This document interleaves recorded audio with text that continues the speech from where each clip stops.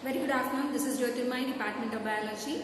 So I'm going to continue today different types of soils and how do they percolate and what plants grow in it. Okay. So there are 4 types of soil as per your textbook.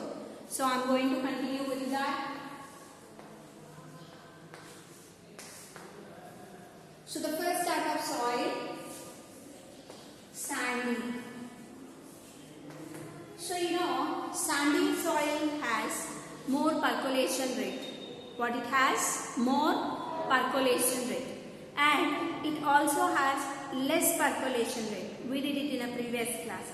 We poured some water in a sandy soil and then how water is leaking inside, that we have observed. So now just we look at. Basically, sandy soil has nature of percolation and it also has less retention capacity, means less absorption capacity of water.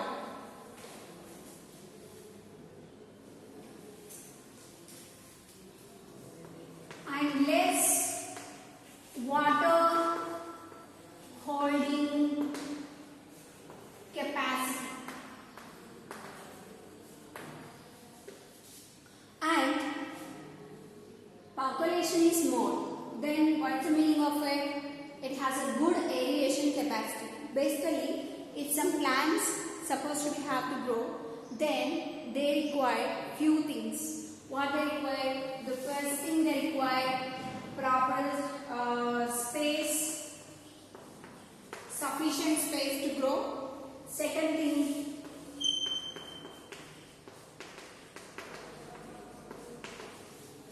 nutrients required.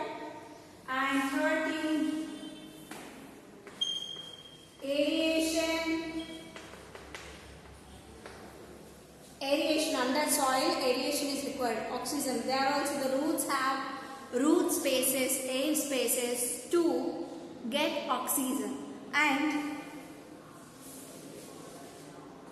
the fourth one, water holding capacity.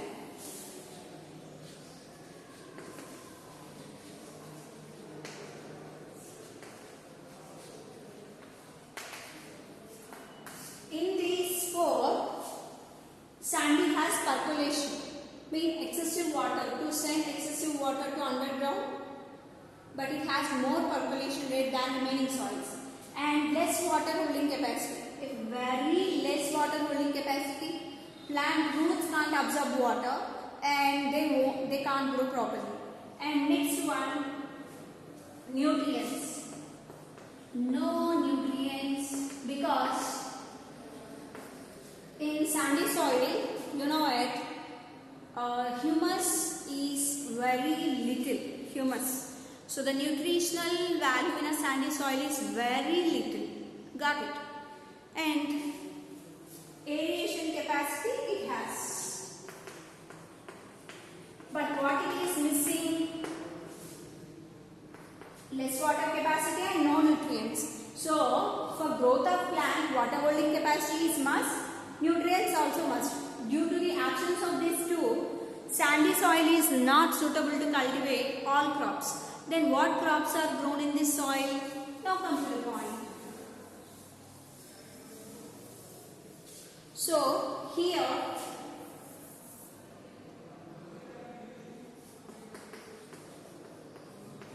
fruits like date, palm, those are cultivated, and vegetables like tomato, where water is good, where water availability is good, there we can cultivate this tomato or fruits, and as well as vegetables, some other vegetables.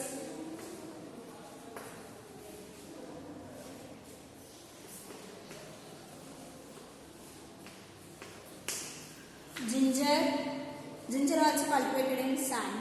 Got it? And along with that, even some other also can be cultivated. Cucumber, in vegetables like cucumber,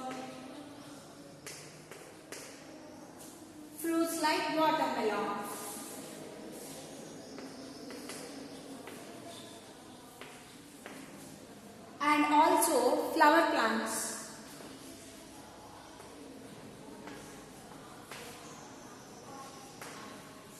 Like jasmine and kankanbar. These are basically cultivated in sandy soil. Then we look at in next one. After sandy, we have one more known red soil. In red soil, what crops are cultivated? What is the nature of that? Okay.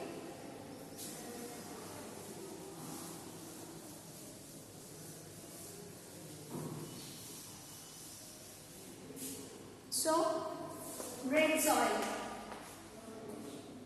Red soil also has more percolation rate.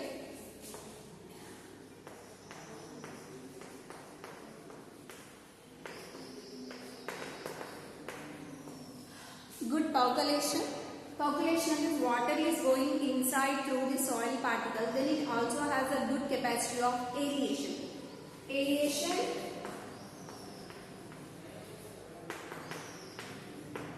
means nothing but to get proper air to the roots of a plant, and it also has good water holding capacity, but not bad than sandy, but it's okay. It absorbs water, it holds water holding capacity. It has a water holding capacity.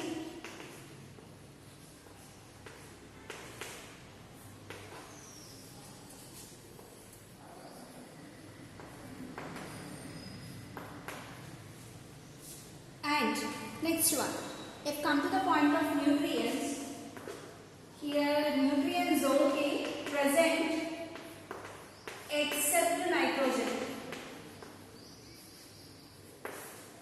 Nitrogen is absent.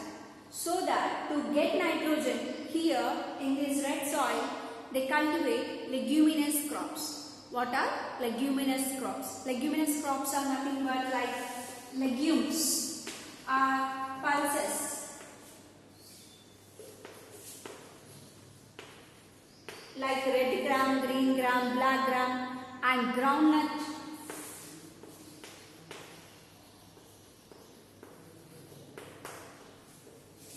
And like plants, oil seeds plants. And next, other than this, they also cultivate sugarcane, cotton, rice, some area they cultivate.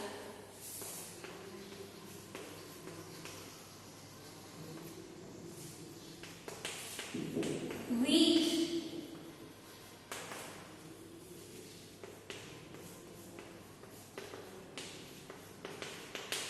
millets, etc. are cultivated. But why it is particularly they cultivate pulses and groundnut to fix nitrogen? You know, leguminous plants root nodules have a bacteria present in it, like this.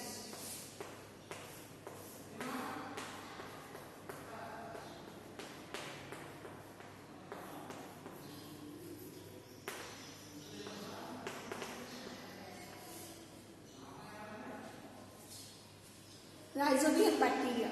So these bacteria fixes atmospheric nitrogen to the soil. In nutrition lesson we discussed. So that nitrogen is fixed by these plants because of the presence of rhizobium bacteria in their roots.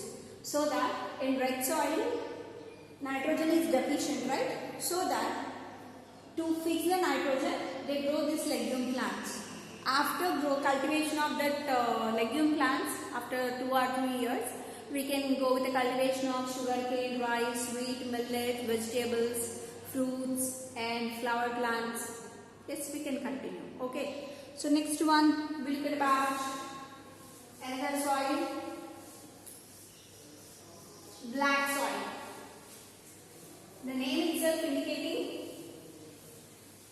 it is in color of black, so that it is called black soil. Very less percolation. If you pour water, it reveals a very little water, like clay, so that it has very less percolation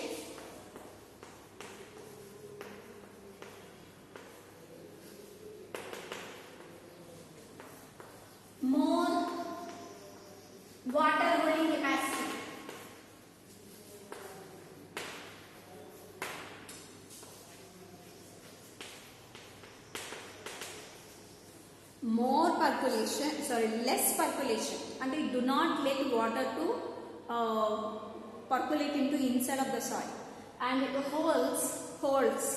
holding capacity has much, very much.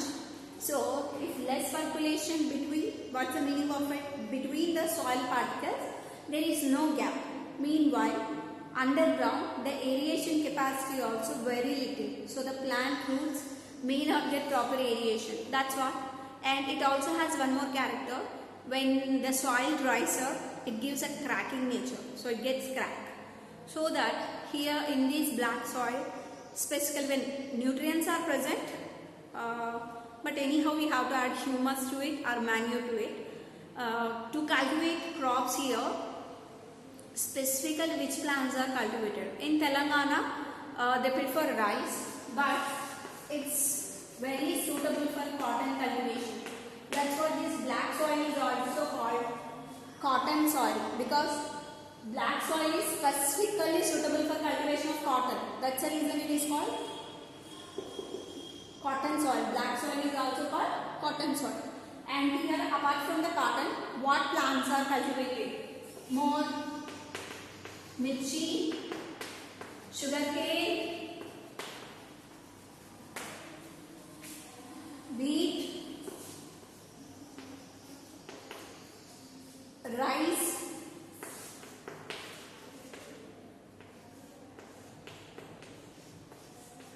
fruits and vegetables. These are cultivated. Got it? And next we look at the next soil. Loamy.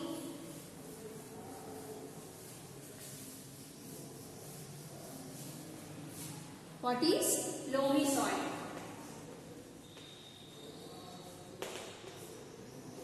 Here it has a proportion of sand, silt, nutrients, everything in equal proportion, so that it has good percolation capacity.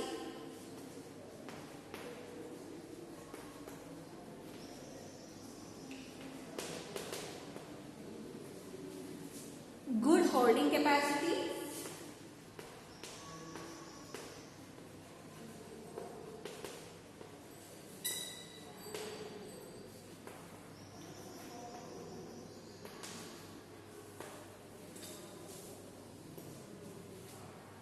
Percolation, good water holding capacity as well as good aeration.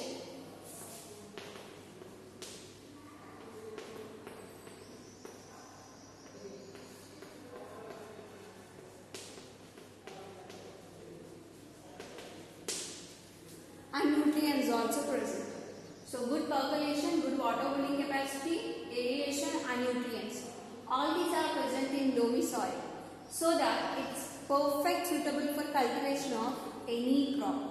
Any crop is cultivated in this loamy soil. Suitable. Any crop. You can take rice, sugarcane, legumes. Legumes are nothing but pulses. Wheat, millets,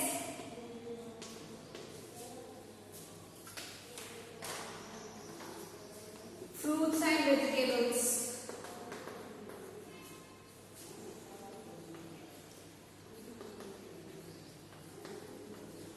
So this is about different soils, but sometimes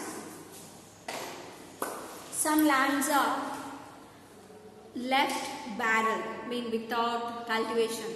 Then if no plant is present there, then soil is not holded by roots.